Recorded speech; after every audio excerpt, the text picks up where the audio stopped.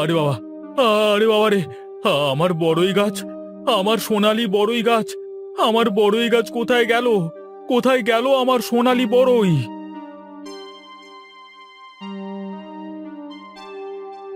কি হয়েছে তোমার?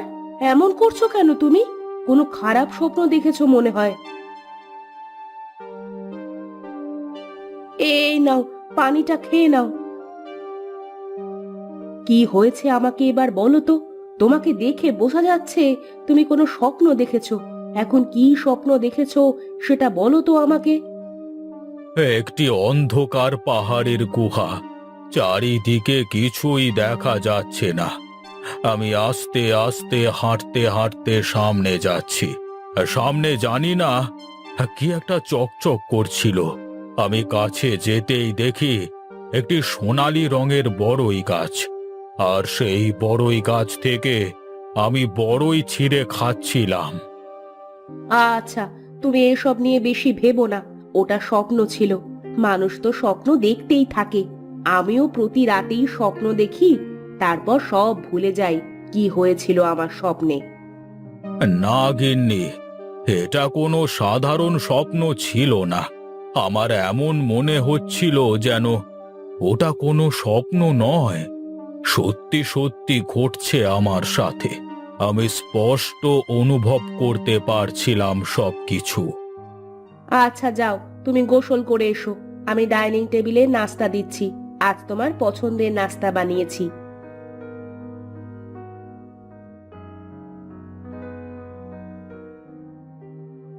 হরি, গিয়ে দেখ তো তোর বাবু কি করছেন।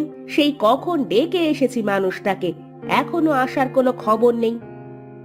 আচ্ছা মালকিন, আমি এখনই গিয়ে দেখে আসছি।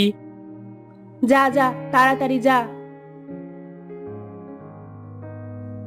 তাহলে আমাকে আর ডাকতে যেতে হবে না, আমি চলে এসেছি। কি ব্যাপার? তোমাকে সেই কখন থেকে ডেকে এসেছি, এই তোমার আসার সময় হলো? গোসলটা সেরে এলাম তো, তাই একটু দেরি হলো। দাও দাও, কি বানিয়েছো দ্রুত দাও দেখি।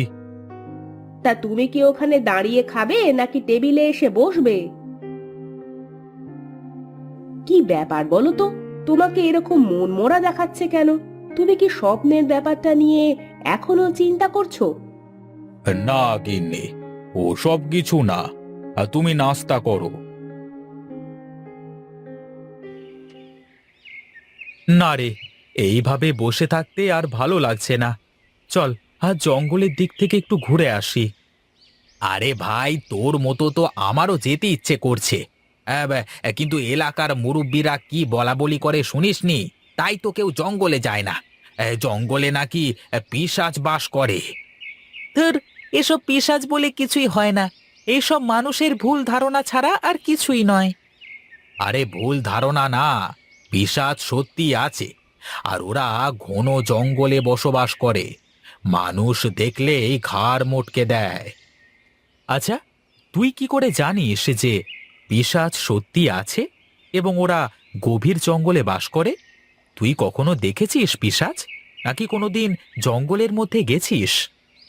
হ্যাঁ ভোলা, তুই বাদ দে ওর কথা। আমার মনে হয় কি জানিস, এই জঙ্গলে হয়তো এমন কোনো কিছু আছে যেটা মহা মূল্যবান। তাই কেউ এমন গুজব রটিয়ে রেখেছে যাতে করে ওই জঙ্গলের মধ্যে কেউ প্রবেশ না করে। আমারও তাই মনে হয়। যদি কোনোদিন সুযোগ পাই, তাহলে নিশ্চয়ই যাব ওই জঙ্গলে। তোরা যা ভাই, আমি ওসবের মধ্যে নেই। আমি বাড়িতে গেলাম, তোরা যেখানে খুশি সেখানে যা। আরে কোথায় যাচ্ছিস নগেন? ওরে বাবা দাঁড়া, আমিও বাড়িতে যাব। তাহলে যা ভোলা, কাল সকালবেলায় দেখা হবে। সন্ধে হয়ে এলো প্রায়। আচ্ছা ঠিক আছে, যা বাড়িতে যা।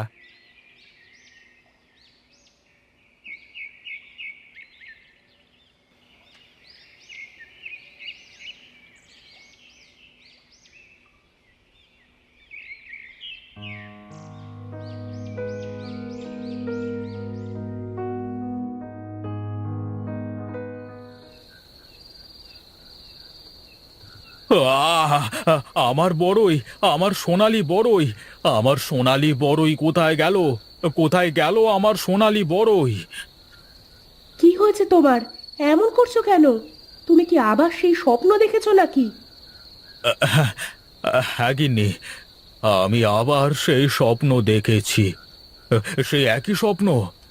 কেন আমি যে বারবার এই স্বপ্ন দেখছি? আচ্ছা, তুমি শান্ত হও। কালকে আমরা দীনবন্ধুকে ডেকে পাঠাবো। একই স্বপ্ন বারবার দেখছো, নিশ্চয়ই এর পিছনে কোনো কারণ আছে। আর এই স্বপ্নের ব্যাখ্যা দীনবন্ধু খুব ভালোভাবে দিতে পারবে।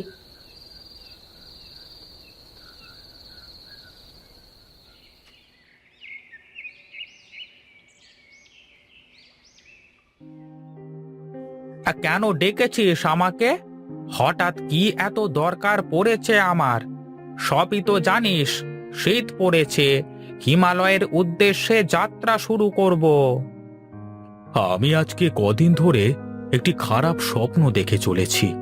স্বপ্নের ভেতরে এমন মনে হয় যেন এগুলো সত্যি সত্যি আমার সাথে ঘটছে। সবকিছু কেমন যেন আমি অনুভব করতে পারছি। মনে হয় ওটা স্বপ্ন না, একদম বাস্তব, সত্যি। ঠিক আছে, আমাকে এখন বল, তুই কি স্বপ্ন দেখিস?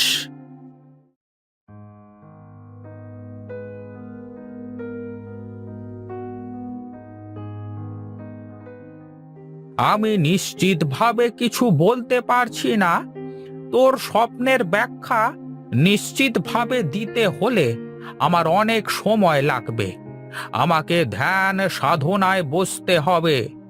অপেক্ষা কর, আমি হিমালয় থেকে এসে তবেই জানাবো কেন তুই এই স্বপ্ন দেখছিস। না না, আপনি যা করবার এখনই করুন। আমি আর এভাবে থাকতে পারছি না। হ্যাঁ মনিবর, আপনাকে যা করার এখনই করতে হবে। আমার স্বামী যখন স্বপ্ন দেখে তখনও অনেক ঘাবড়ে যায়। আমি এগুলো আর দেখতে পারবো না। যেদিন থেকে ও স্বপ্ন দেখা শুরু করেছে সেদিন থেকে তার ব্যবহার আবার কেমন যেন হয়ে গেছে। না ঠিক মতো খায়, না ঠিক মতো ঘুমায়, না ঠিক মতো কারো সাথে কথা বলে। আমার তো এখন ধ্যান সাধনা করে তোকে নিশ্চিত সমাধান দেওয়ার সময় নেই। তবে আমার অনুমান বলে আমাদের গ্রামের জঙ্গলের মধ্যে তোর স্বপ্নের ওই জিনিসটা আছে। তুই যা, সন্ধান করে দেখ। যদি স্বপ্নে দেখা সেই সোনালী বড়ই গাছের সন্ধান তোর মিলে যায়, তাহলে তুই এই অশান্তি থেকে মুক্তি পাবি। আমি এখন চলি।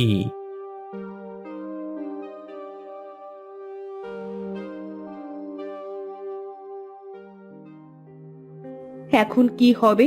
কে যাবে ওই জঙ্গলে? তুমি চিন্তা করো না, কোনো না কোনো একটা উপায় বের হবে। রামু, এই রামু, এদিকে আয়।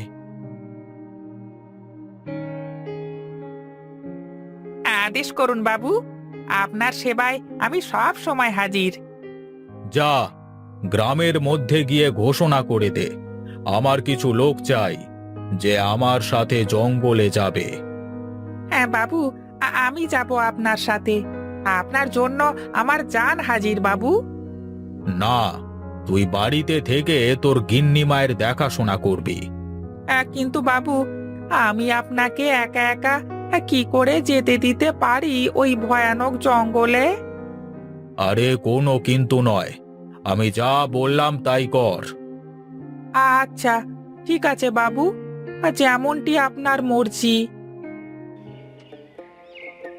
শোনো শোনো শোনো, আমাদের জমিদার মশাই একটি বিশেষ কাজে জঙ্গলে যাবেন। যে জমিদার বাবুর সাথে যাবে তাকে অনেক টাকা পুরস্কার দেওয়া হবে। শোনো শোনো শোনো।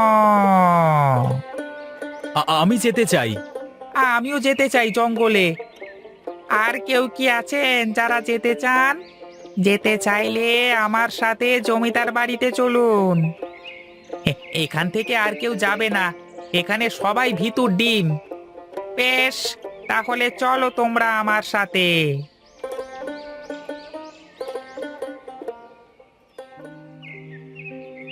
চলো চলো, আর দেরি করে লাভ নেই, সবাই গরুর গাড়িতে ওঠো। দাঁড়াও, তুমি রামুকে সাথে করে নিয়ে যাও। বাড়িতে আরো অনেক লোক আছে, সবাই আমার দেখাশুনো করবে।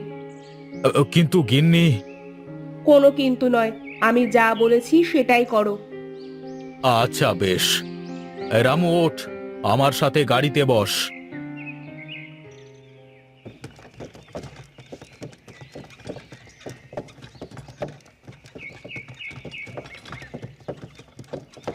আমরা তো জঙ্গলের অনেক ভেতরে চলে এসেছি বাবু। আর কত দূর যেতে হবে? সামনে যেতে থাকো, জায়গা মতো চলে আসলে আমি বলে দেব তোমাদের।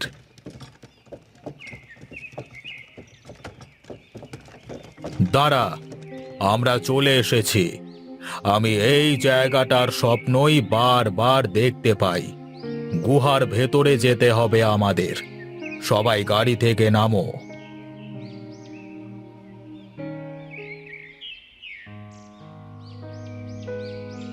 এই তো, এই তো সেই স্বর্ণের বড়ই গাছ। এই গাছটাকেই আমি প্রতি রাতে স্বপ্নে দেখি।